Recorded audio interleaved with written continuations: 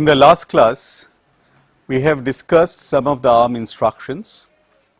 We shall continue with this instruction set of ARM processors and look at the different modes in which ARM architecture can be enhanced, and corresponding to that, how the instruction set changes.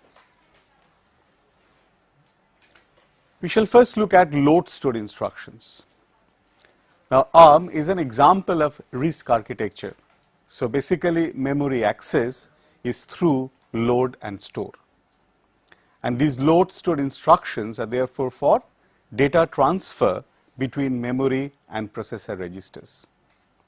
There are three basic types of load store instructions: single register transfer, multiple register transfer, and swap. In fact, multiple register transfer in case of ARM is a significant departure from classical RISC model or RISC instruction sets. The single register transfer supports signed and unsigned 32-bit transfer, half-word transfer, as well as byte transfer. Let's look at single transfer instructions. These load and store instructions are particularly for transferring data at a boundary alignment. What do we mean by boundary alignment? It means that the data is expected to be aligned at the correct memory address. So, when we load or store a word, the address should be at the 32-bit boundary.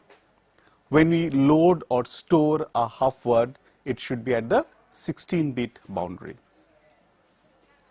In fact, these load store instructions support a variety of addressing modes. The simplest addressing mode is register indirect. Here, the memory address is specified in a register.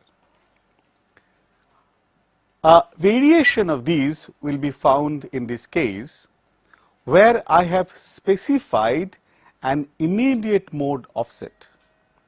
This offset is added to the base register to get the memory address.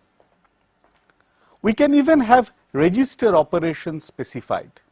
In this case, I have specified a second register and I have given a minus sign here. It means that there would be an arithmetic operation performed between the content of R1 and R2 for obtaining the memory address. This is true for store instructions as well.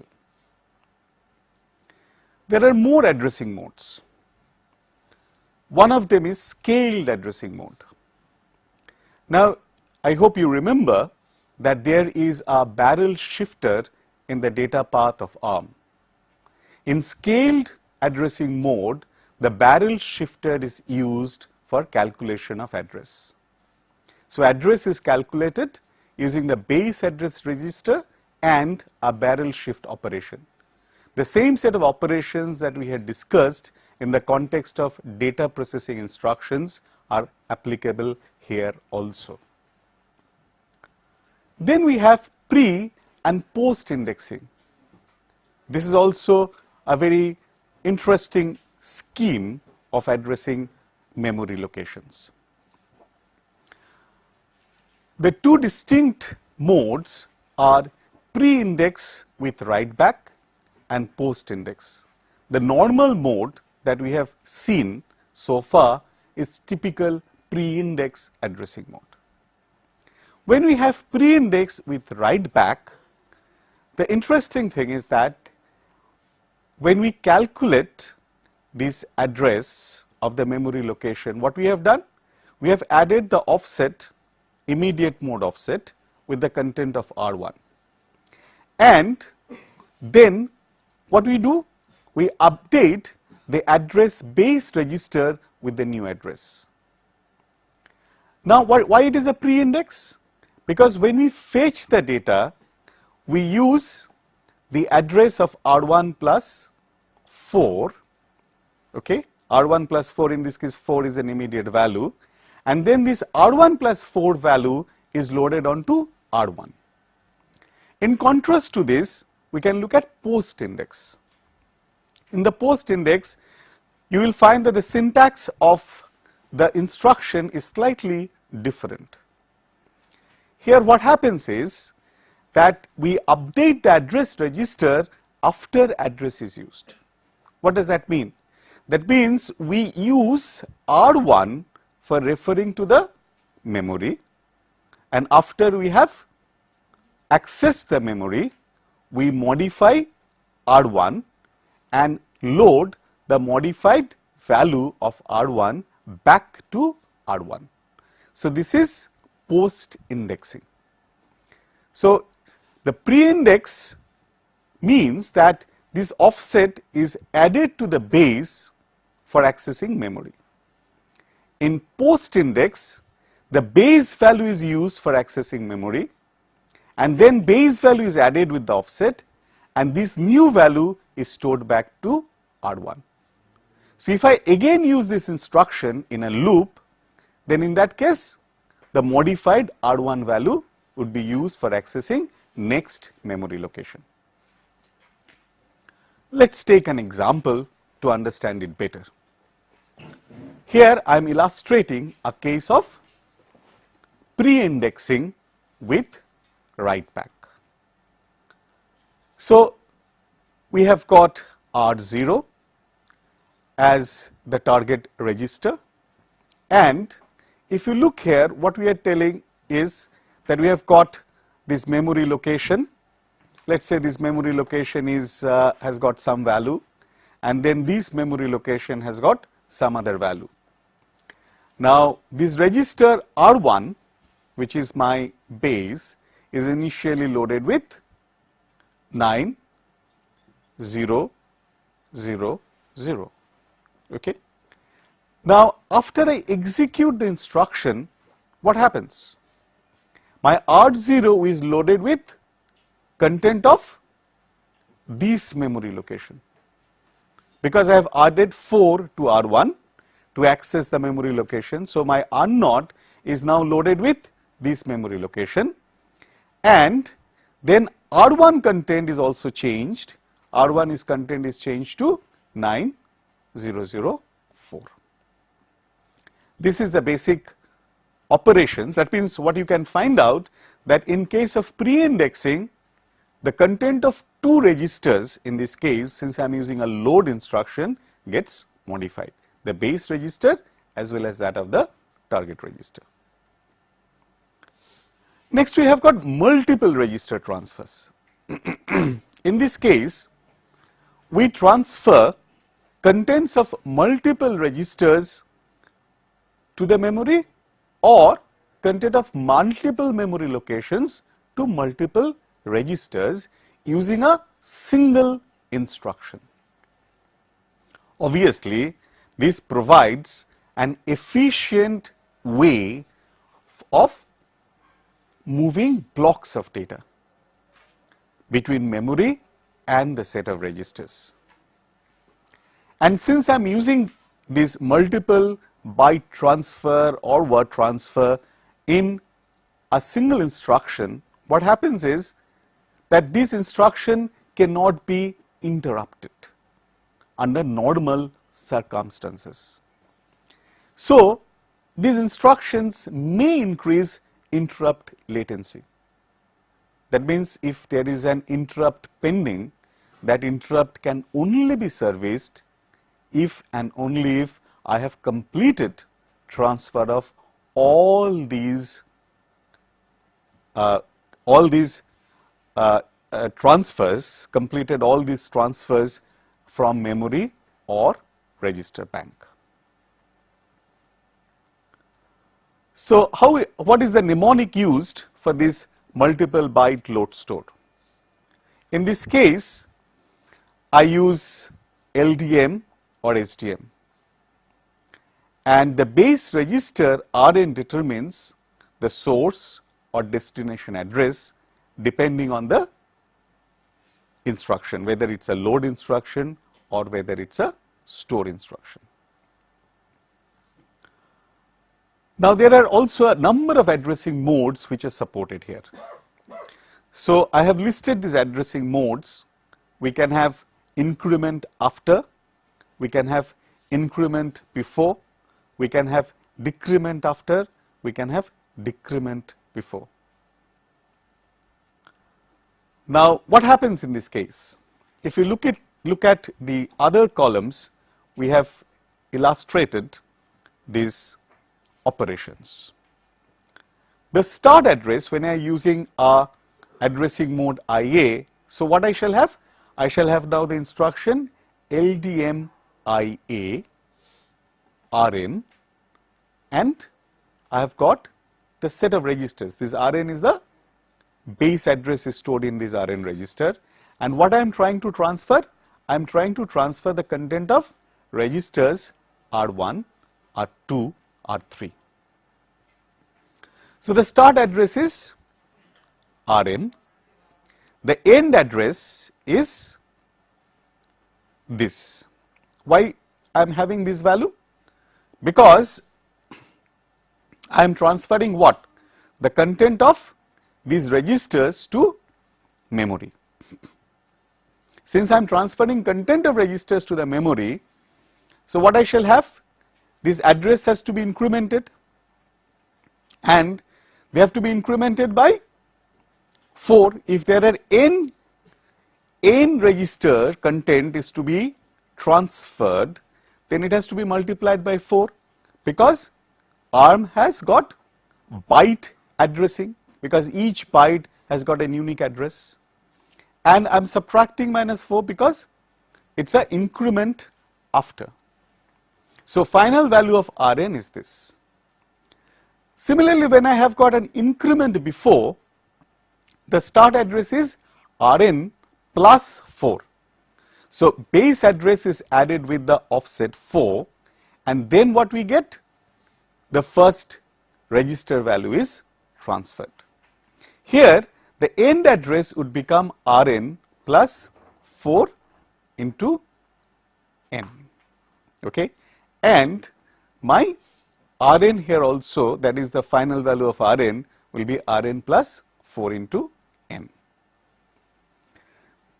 Similarly, I can have decrement after and the decrement before modes. In this case, instead of increment, I have got decrement as the basic operation. So, what we have therefore seen is that using a single instruction, by specifying the base register and by specifying in this case the set of registers here, I can load. Here what is happening? This is a load instruction. So, what I shall be doing? These memory locations pointed to by the base will be loaded onto these registers. If instead of that, if I got store, I shall be storing the content of the registers onto the corresponding memory locations, and the addresses of the memory locations will be given by the content of Rn. Now, these multiple register instructions in various ways facilitate stack processing. Now, what is a stack? Stack is implemented as a linear data structure which grows up or down. So, I can have growing up stack or I can have a growing down or a descending stack. And stack pointer register hold the address of the current top of the stack. Now, how shall I use these different addressing modes that I have discussed in the context of stack? Do we really need special push and pop instructions? Strictly speaking, I don't need. Why? Because I have got a symmetric organization. With any of the registers as base registers, I can use these addressing modes. If I am using these addressing modes, then using my stack pointer register, I can implement either ascending or descending stack. Hence, we shall have in ARM all these possible modes of stack operation. We have full ascending, empty ascending, full descending, empty descending. In case of full descending, the stack grows up, but the stack pointer points to the highest address containing a valid item. In case of empty ascending, the stack grows up, but SP points to the first empty location above stack. So, that is why it is empty ascending. Similarly, I can have full descending, whether the stack grows down and SP points to the lowest address containing a valid data. In case of empty descending, the stack grows down and SP points to the first location below the stack. Now, you can realize that if I use stack pointer as my base register with the addressing modes for multiple byte transfer that I have discussed, that is increment after, increment before, decrement after and decrement before, if I use these addressing modes, using these addressing modes, I can implement stack in any of these modes that I have listed. Okay? And this is a flexibility that this ARM architecture provides. If I compare these with a typical processor like your 8085 or 8086, depending on the operations defined for push or pop instructions, the nature or mode of the stack gets defined, and that is defined by the architecture itself. But here the mode of the stack operation is programmer defined. So, we can now talk about stack instructions which can implement full ascending or empty descending. Similarly, I can have the other counterparts as well. So, we talk about instructions LDM-FA. LDM-FA actually translates to this LDM-DA, and STM-FA translates to STM-IB, and SP points to the last item in the stack. When I am using empty descending, this translates to IB, that is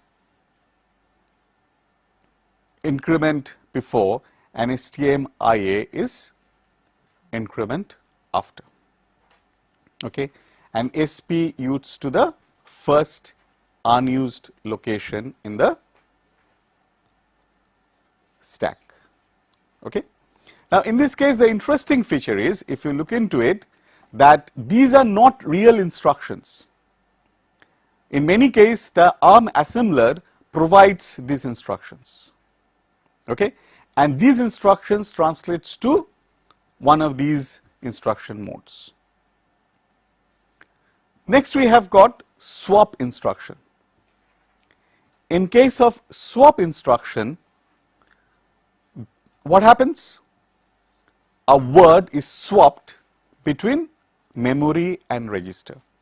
In case of SWPB, you swap a byte between memory and register. And this is useful for implementing synchronization primitives like semaphore. If you have already done a course on OS, you know what a semaphore is, and we had also discussed it in the context of PIC, that if we want to prevent access to a common memory location by concurrent threads, that we want to restrict the access to a single thread when a memory location is shared between two concurrent threads, we would like to use semaphores. To implement such operations, swap is a hardware support. Swap instruction is an hardware support. Next, we shall look at control flow instructions. You have got branch instructions, conditional branches, conditional execution. In fact, this is a very interesting feature of ARM. ARM enables execution of each instruction conditionally. Then you have got branch and link instructions as well as subroutine return instructions. And these instructions are all used for controlling your program flow. Typically, branch instruction has got two variants. One is branch, which is actually an unconditional branch or jump. The other one is conditional branch, that is, you branch on a certain condition. In both the cases, you have address label, which is part of the instruction and is a signed PC relative offset. So, you jump to a location whose address is calculated with reference to the current value of PC. Now, we can look at an example how to use this conditional jump instruction. In this case, if you look at here, that we have used multiple multiple byte transfer instructions. This is load and this is store, and then we have compared and then we have jumped. So, I can have R9 pointing to source of data and R10 can point to the start of destination data. R11, in fact R0 and R11 points to end of the source. So, what we are doing here? I am loading this R9, it points to the source of data. So, data is loaded onto these registers and then I am storing them back. So, effectively these two instructions are doing block memory copy. If you look into it, I am copying what? A set of memory locations from one base address, starting from one base address to another base address, because I have got the source in R9 and destination base in R10. So, these are two distinct values. So, I can actually do a block memory copy using just two instructions. In fact, here I am checking whether my R9, that is ends of the source, because whether I have actually reached the end of the source, and if it is not, again I am going back and I am actually doing the loop. So, this is a simple code snippet, okay, of ARM instructions by which we have shown how these load, store, compare as well as conditional branch can be used. This loop is typically a label, okay, which will be obviously used by that assembler to calculate the address. This address will be replacing this loop, a symbolic reference, and it will be calculated with respect to what? The current value of PC. The assembler will calculate the current value of the PC, and with respect to the PC, the offset will be provided here for doing the actual jump. An unusual feature of ARM instruction set is conditional execution of each and every instruction. We have already shown that I can have branch instruction with condition code, but it is not that you can use condition code only with branch instruction. You can use condition code with other instructions as well. Here is an example where we have shown that this addition, okay. So, this addition instruction is associated with a condition code. Now, what does that mean? That this addition instruction will only be executed when the 0 flag is set to 1. That is exactly the condition code that I am referring to here. Now, if it is not so, what will happen? This addition instruction will be skipped and next instruction will be executed. So, effectively this add EQ will be converted to a no operation instruction. So, what are the advantages? Why is that in ARM instruction set these kind of instructions have been provided? Obviously, it reduces the number of possible branches. Okay. As a reduced branching, if I am implementing a pipelined architecture, then the number of pipeline flushes reduces. Because if I have a pipelined architecture, then what happens? I need to prefetch the instructions, and when there is a branch, the prefetch instructions have to be removed from the pipeline. Now, when I have a conditional instruction and I am not using branching, then this conditional instruction remains in pipeline, only that this instruction is not really executed and I replace that by NOP, no operation. As a result, since I am reducing the number of pipeline flushes, I have got an improvement in the performance. Also, it increases code density. Why? Because a branch would essentially mean that I have to actually use a branch instruction. If I think in terms of the previous example, I have to use a branch on the condition code, branch on equality, and then I have to use the add instruction. So, the instruction count becomes 2. If I use a conditional instruction, in this case instruction count is 1, and obviously my code density increases. So, a thumb rule says that whenever the conditional sequence is 3 instructions or fewer, it is useful to exploit conditional execution than to use a branch. But if it is really a number of instructions that is to be executed on a particular condition is bigger than these, what will happen?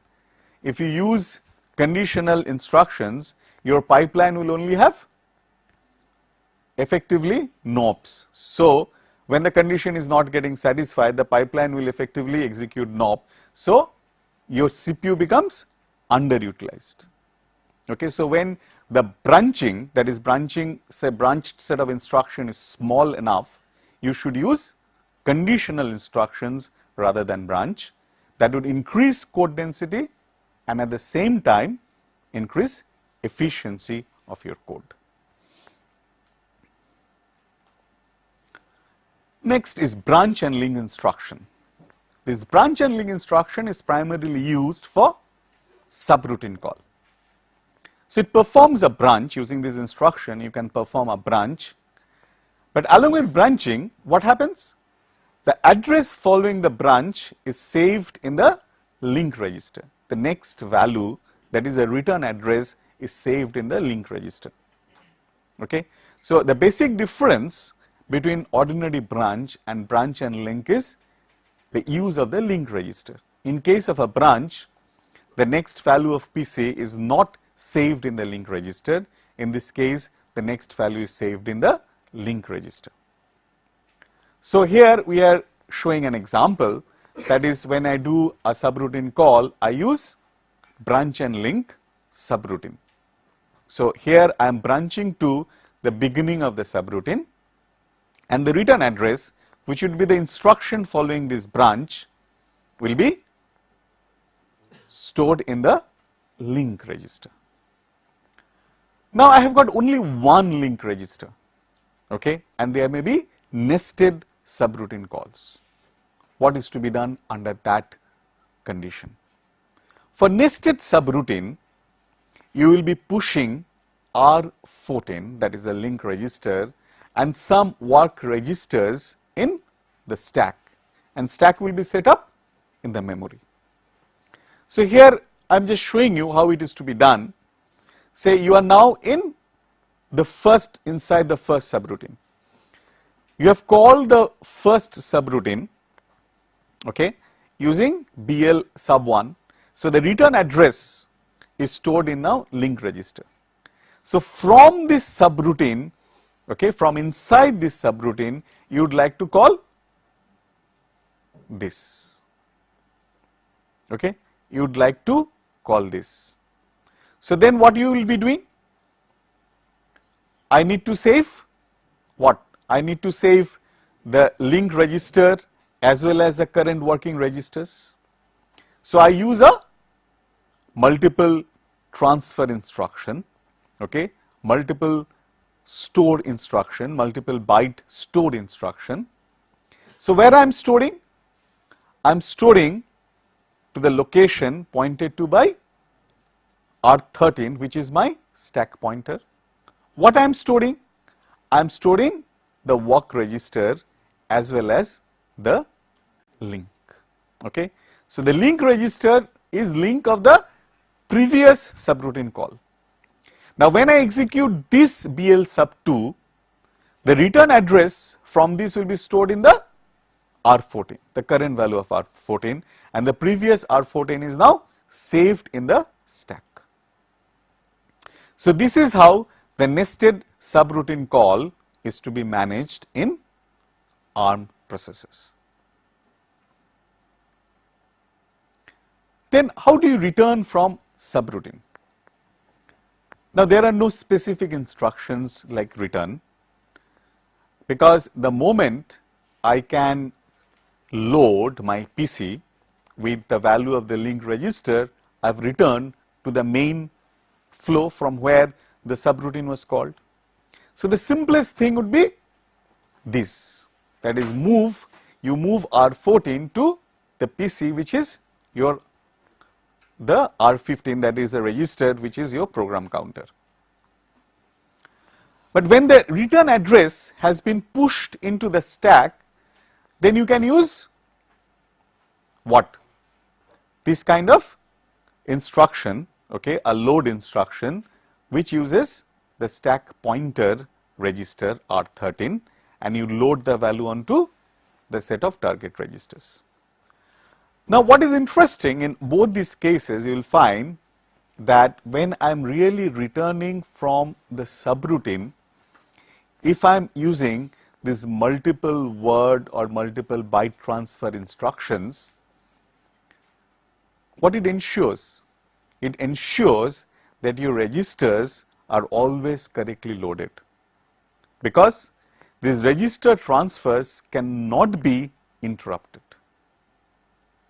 If I am using, say for example, you do not have these multiple byte or word transfer instructions, or you are not using these instructions, you are using single register transfer instructions for loading the parameters back onto the registers while returning from the subroutine, what can happen?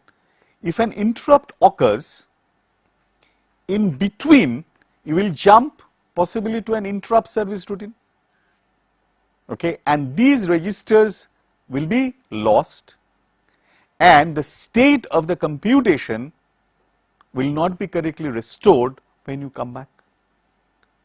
And in fact, typically when I need to return from this kind of subroutines, I would like to do what? Disable interrupt, so that the status of the registers are correctly saved, okay. If I am using these multiple data transfer instructions, I make sure that the state of the computation cannot be corrupted by an interrupt. But what is the consequence? I have already told you that interrupt latency increases. So, when you are writing a software, this has to be kept in mind, and your timing calculations have to be appropriately done. Next, we shall look at software interrupt instruction. A software interrupt instruction causes what we call a software interrupt exception, and this provides a mechanisms for applications to call OS routines. Now, typically if you have this instruction that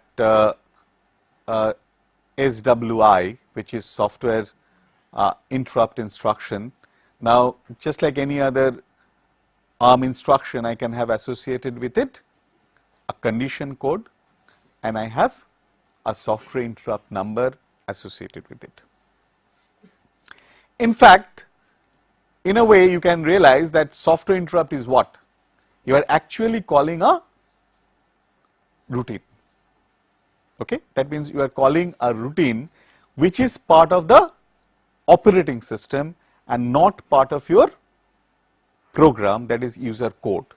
You are calling a routine which is part of your operating system and not part of your own set of code. Now, what is the basic difference between a software interrupt and a subroutine call? This is the basic difference, that in case of a subroutine, you actually call a subroutine which may be part of your code, and the subroutine can be located anywhere in the memory. But when you are actually using a software interrupt, the software interrupt servicing has to start from fixed locations, fixed vector locations, and that is why you can establish a kind of a universal protocol for accessing OS utilities from the applications of the users. Because if the OS locates the utilities at different memory locations, and if you have to use a subroutine call to do that, then it becomes an unmanageable situation. You have to remember and you have to be notified and told about the location of all these OS routines so that you can use them through a subroutine call. When you're using a software interrupt, the protocol gets fixed. You exactly know where the interrupt handler is located. And there is another real advantage of using software interrupts in case of ARM. There is a mode switch, because I have already told you that your application program will run in user mode, but OS routines will run in supervisor mode. So when you have to actually call the OS routines, you have to switch mode from user to supervisor mode, and supervisor mode is a privileged mode. So software interrupt enables the switching of mode as well. In this case, in case of a ARM, it sets a program counter PC to the offset 08 in a vector table. In fact, I am not going into the details. This can be a different address as well. So, as I have already told you, this software interrupt instruction is typically part of user program. So, it is executed in the user mode. An instruction forces the processor mode to become supervisor, and this allows an OS routine to be executed in privileged mode. Each software interrupt instruction has an associated number which is used to represent a particular function call or feature. But this number is not directly used by this instruction. Please keep this in mind. This number is not directly used by this instruction. In fact, what happens is the software interrupt handler routine or the exception handler can use this number for identifying the service to be provided. You need to pass parameters, so use typically registers for passing the parameters. In fact, return value is also passed using registers. So, let us take an example. This is an example of a software interrupt instruction, and in this case you have got, this is your CPSR, which is a program status register. I am showing you these are the flags, condition flags. These are your interrupt enable disable flags. This is thumb mode flag, and this is the mode bits, which is now user mode. PC is currently of these values. So, currently this is the instruction which is to be executed, and this is a software interrupt instruction. This LR is the link register value, some value, okay. which is not really of concern right now in this context of discussion. And this LR is what? The R14 value. And you can have this register R0, okay. You may use R0 for passing parameters. So I am just showing some value R0 having 12. So what happens when the software interrupt instruction is executed? These kind of changes take place. Obviously the mode now switches to the system, so it is SVC, and this is what? This is saved program status register. I hope you remember this register that I had talked about in the last class. This is a saved program status register. This register will have the previous value. The previous value, the mode was user, so that is saved. But in this case, you will find that these bits remain unchanged. The other bits remain unchanged. Now, the PC value, okay, has been changed to the desired location. And now, this LR is what? This LR value, if you see, LR value will be this location, okay. And what is the interesting feature? The interesting feature here is that your LR is what? Now link register is R14 SVC. R14 SVC is what? The copy of R14 which becomes available in SVC, okay. Now we shall look at some of the program status register instructions, and there are typically two instructions to control PSR directly. One is MRS, another is MSR. MRS transfers contents of either CPSR or SPSR into a register, and MSR transfers contents of registers to CPSR or SPSR.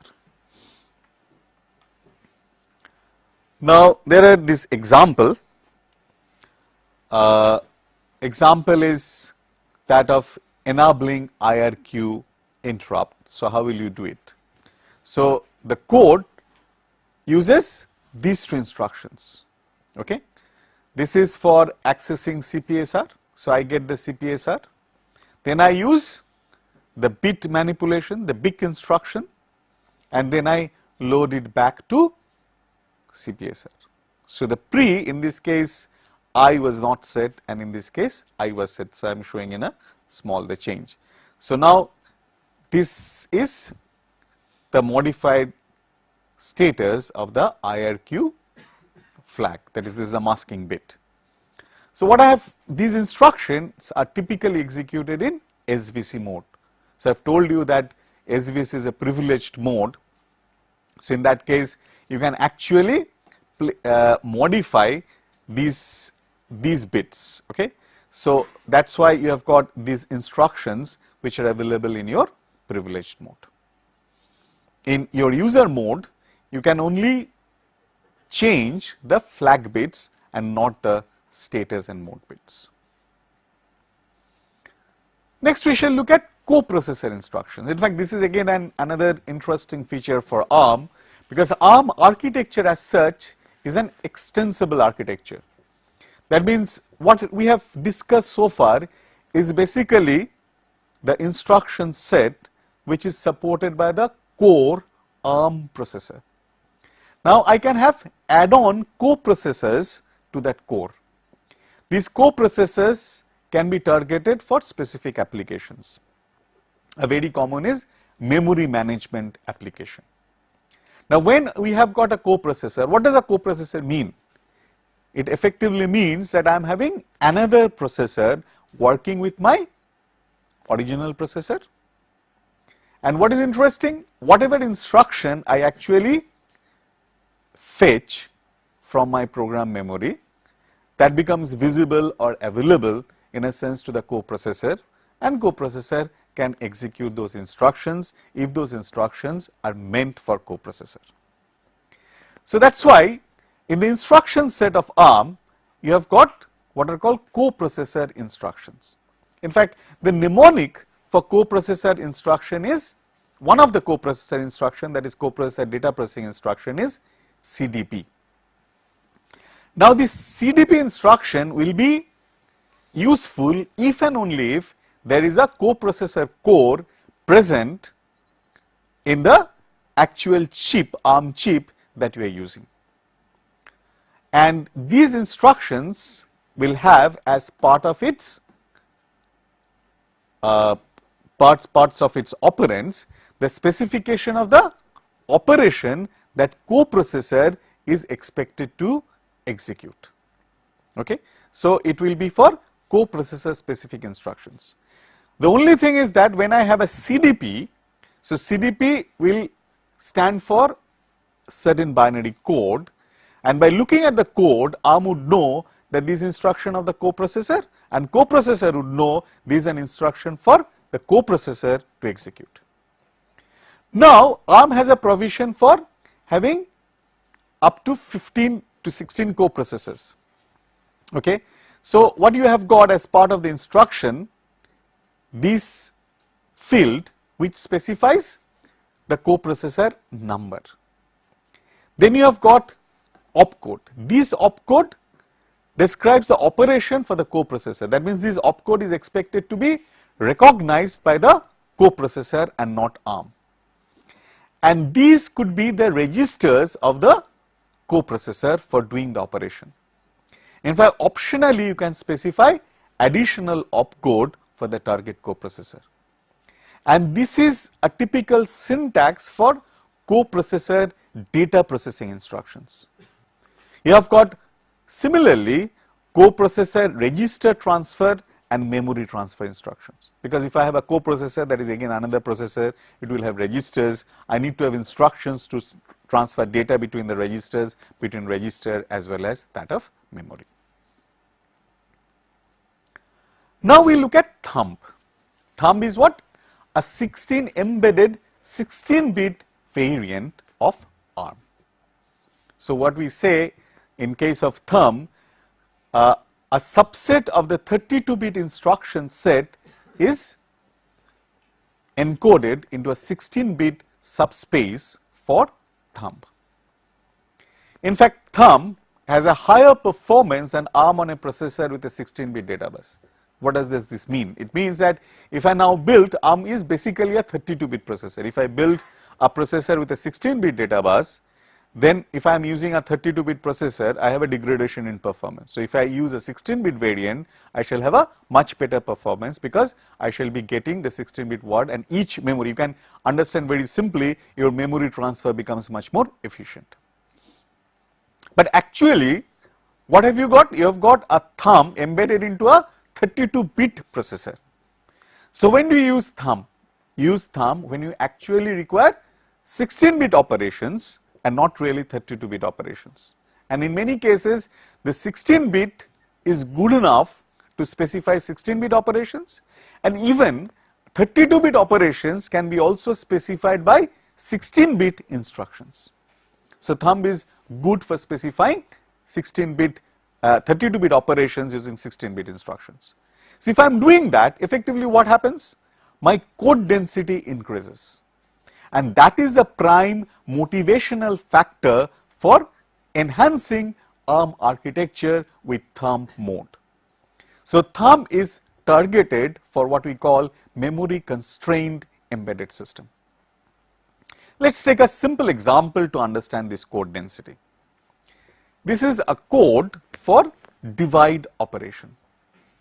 This is ARM code when it is not operating in thumb mode, and this is the code when it is operating in the thumb mode. Now you will find here what I have done is, obviously since it is a subset, the simplest thing is you will not find this kind of conditional instructions in case of thumb, because this cannot be accommodated in a 16-bit instruction word. A 16-bit processor means a 16-bit instruction word. And also you do not have this kind of variance. Subbase is what? The instruction when it affects the flags.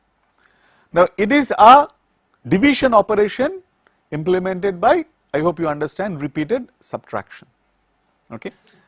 Now here the number of instructions is 5. Each instruction occupies 4 bytes. So, it is 20 bytes is the total memory requirements. Here I am doing the same operation, because if you look into it, I have got I am doing operations involving same registers, okay, R0, R1, and in this case, what is interesting? The total number of bytes required for coding the same division operation is only 12, okay, and this increases effectively my code density. This is the reason why you have got 16-bit thumb mode embedded into ARM. Okay. In this case, I really do not need to use 32-bit instructions. So, I can use 16-bit instructions. The instruction count can be more, but the memory usage is less, and hence I can write code which can be accommodated in less memory. So, typically thumb instructions are subset. So, there are some restrictions. Only low registers R0 to R7 is fully accessible in all operations. Higher registers accessible with only move, add and compare instructions. Only branch instruction can be conditionally executed, that is, I do not use condition code with each and every instructions, and barrel shift operations are separate instructions. We do not provide it as part. Again, the same issue is that of coding the instruction within 16-bit word. And the next interesting thing is, how do you switch from ARM to thumb? So, what we call ARM thumb interworking. In fact, for this purpose, we typically use the instructions BX and BLX. Now, BX is used, this typical syntax is BX R0 and BLX is R0. The BLX is similar to branch and link, and this is a typically branch kind of a thing, branch kind of an instruction. So, when I execute BX or BLX in ARM mode, that I am currently executing in ARM mode, and I execute this instruction, it enters thumb state if bit 0 of the address in Rn, because this register can be any of the registers. Here as an example I have shown R0. So, effectively bit 0 of the address which is specified in Rn is set to binary 1. Okay. So, bit 0 if it is 1 of the address, because this address is what? The branch address. If 1, then this is interpreted as switch to thumb mode. Similar thing true is BLX. If it is 0, send from thumb, you can enter ARM mode. So, you can see that very easily I can do a switch. Okay. Now, the interesting feature here, you can understand why this bit is used, because if you typically look at it, that an address in case of a thumb mode will have last 2 bits 0 0, because it will be at a 32-bit boundary. Okay. So, that if I am using 1, so I can tell the processor that I am now switching. Now, the architecturally, if you see, the thumb instruction decoder is actually placed in the same instruction data path, what we call instruction pipeline path of the decoder, and this thumb instruction decoder is nothing but actually a thumb instruction decompressor. That means it decompresses the 16-bit compress instruction, okay, to a 32-bit value, which is actually decoded by the actual ARM instruction decoder. Okay. So, now this multiplexer, okay, you have a 32-bit data, and then this multiplexer is enabled by the appropriate bit. If this multiplexer is enabled, then only this decompressor, the instruction will go through the decompressor, and decompressor means what? The thumb instruction is actually translated to a 32-bit instruction internally, so that you can use the same instruction decoder. Is this clear? Externally you are using a 16-bit instruction, internally it is getting decompressed to a 32-bit instruction, so that you can use the same instruction decoder. We shall now briefly look at this architecture 5E extensions. In this case, you have got what? This extension is targeted typically for your signal processing operations. So, you will find in the instruction set of ARM 5E, okay, ARM version 5E, signed multiply accumulate instruction. We have already studied multiply accumulate, but in those cases we said that multiply accumulate does not have a signed version. So, it has got a signed version.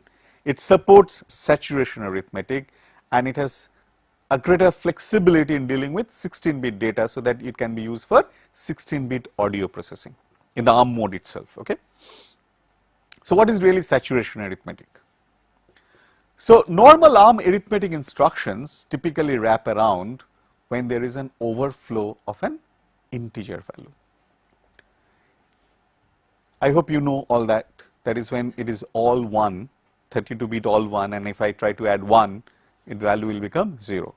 The similar thing, if there is an underflow beyond 0, 0, it will become all 1s. So, that is basically the underflow and overflow wraparounds. Now, using ARM v5e instructions, you can saturate the result.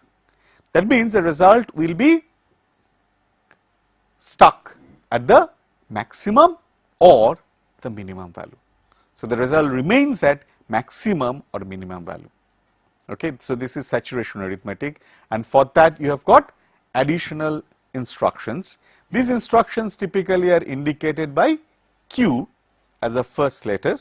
I have given two examples, QAdd and QSAB. So, in this case, overflow or underflow will keep the value of the corresponding result register at maximum or minimum. So, this finishes our discussions on ARM instruction set.